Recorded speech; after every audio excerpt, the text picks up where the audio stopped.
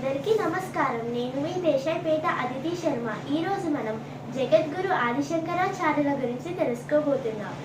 సదాశివ సమారంభం శంకరాచార్య మధ్యమం అస్మదాచార్య పర్యంతం వందేం గురు పరంపరాం. పరమశివుడి మొదలుకొని ఆదిశంకరుల మధ్యగా గురువుల వరకు ఉన్నటువంటి సమస్త గురువులకు నమస్కారములు తెలియజేస్తూ ఆదిశంకరాచార్యుల జయంతి సందర్భంగా శంకరాచార్యుల వారి జీవిత చరిత్ర చెప్పుకోబోతున్నాం. శృతి స్మృతి పురాణానాం ఆలయం కరుణాలయం నమామి భగవత్పాద శంకరం లోకశంకరం.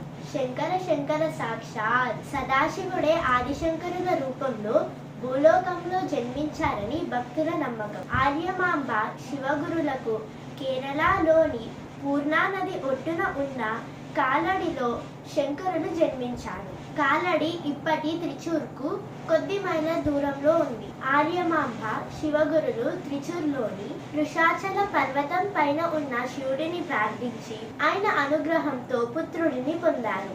పార్వతీదేవి సుబ్రహ్మణ్య స్వామికి ఏ విధంగా జన్మనిచ్చిందో ఆర్యమాంబ శంకరులకు అదే విధంగా జన్మనిచ్చిందని శంకర విజయం చెబుతోంది. శంకరుడు వైశాఖ శుద్ధ పంచమి తిథి నాడు శివుని జన్మ నక్షత్రమైన ఆరుద్రలో సూర్యుడు, శని, గురుడు, కుజుడు ఉచ్చస్థితిలో ఉండగా జన్మించారు.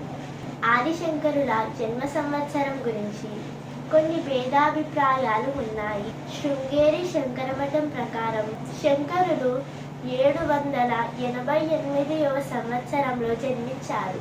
ఆదిశంకరాచార్యులు అద్వైత వేదాంత సిద్ధాంతాన్ని ఏకీకృతం చేసిన భారతీయ తత్వవేత్త, వేదాంతవేత్త. 788వ సంవత్సరం 820వ సంవత్సరం మధ్యకాలంలో శంకరులు జీవించారని ఒక అంచనా. కానీ ఈ విషయమై ఇతర అభిప్రాయాలు ఉన్నాయి.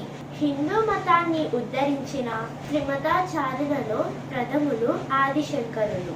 హిందూ ధర్మం ఆలోచనలో ప్రధాన ప్రవాహాలను ఏకీకృతం చేసి స్థాపించిన ఘనత ఉన్నప్పటికీ వాచస్పతి మిశ్రా అంతకు ముందే ఏకీకృత భావంతో రచనలు చేశారు. అతని కంటే పెద్దవాడైన మండన మిశ్రుడి రచనలు ప్రాచుర్యం పొందాయి.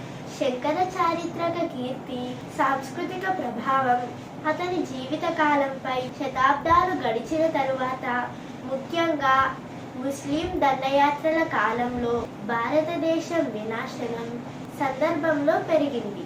సంస్కృతంలో ఆయన చేసిన రచనలు ఆత్మ, నిర్గుణ, బ్రహ్మణ ఐక్యతను చర్చిస్తాయి. ఆయన తన సిద్ధాంతానికి మద్దతుగా వేద నియమావళిపై విస్తారమైన వ్యాఖ్యానాలు రాశాడు. ఆయన రచనలు ఉపనిషత్తులలో కనిపించే ఆలోచనలను విశదీకరిస్తాయి. శంకర ప్రచురణలు ఆచార ఆధారిత మీమాంస హిందూ సాంప్రదాయాన్ని విమర్శించాయి.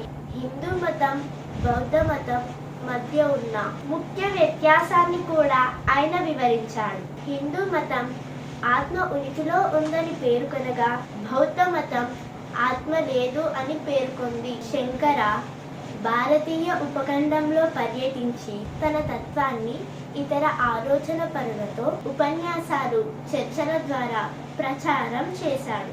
మీమాంస హిందూ మత సాంప్రదాయం కఠినమైన కర్మకాండను స్థాపించి సన్యాసాన్ని ఎగతాళి చేసిన సమయంలో ఉపనిషత్తులు, బ్రహ్మసూత్రాల ప్రకారం సన్యాసి జీవితం ప్రాముఖ్యతను ఆయన స్థాపించాడు.